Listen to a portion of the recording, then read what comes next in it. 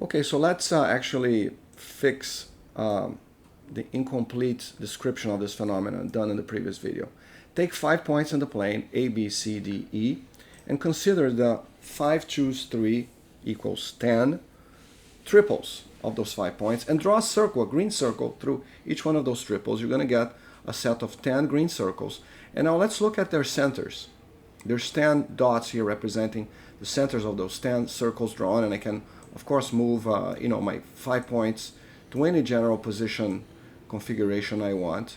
And let's analyze if there's any structure to the positioning of their centers.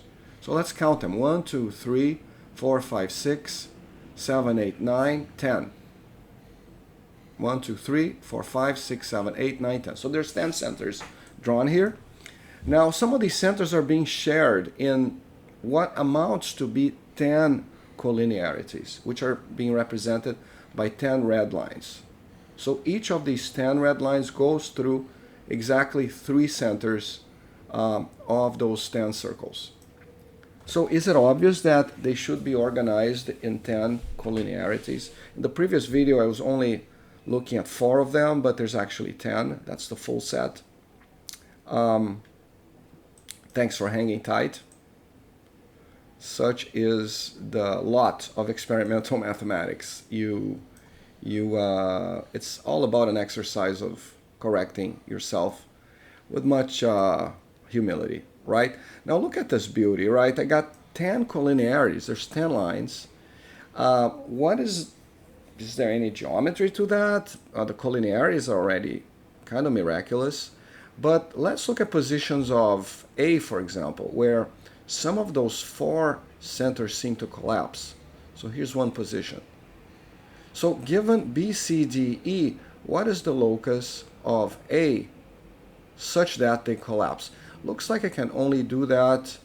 No, there's a locus, right? There's a one-dimensional locus here for which this is the case. So it would be kind of interesting to try to solve this inverse problem where one would be plotting the locus of A for B, C, D, E, a quadrangle fixed, so that you get this kind of convergence here, right? This seems to be happening along a one-dimensional locus.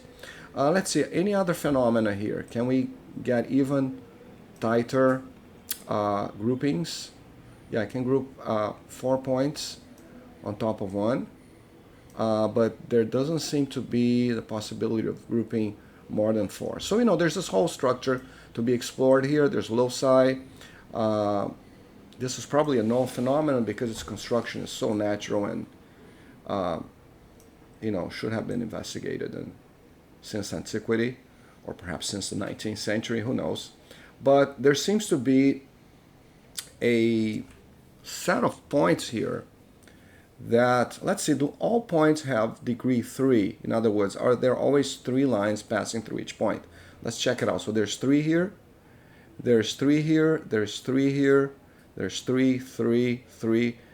Does this one have degree 3? Yes. So there seems to be the case that every point in this diagram has a set of 3 lines that goes through them, which would actually be consistent with a non-preferential treatment of any one of these points. They should all be algebraically equivalent, or the phenomena that is experienced by each one of them should be equivalent to the phenomena experienced by the other 9.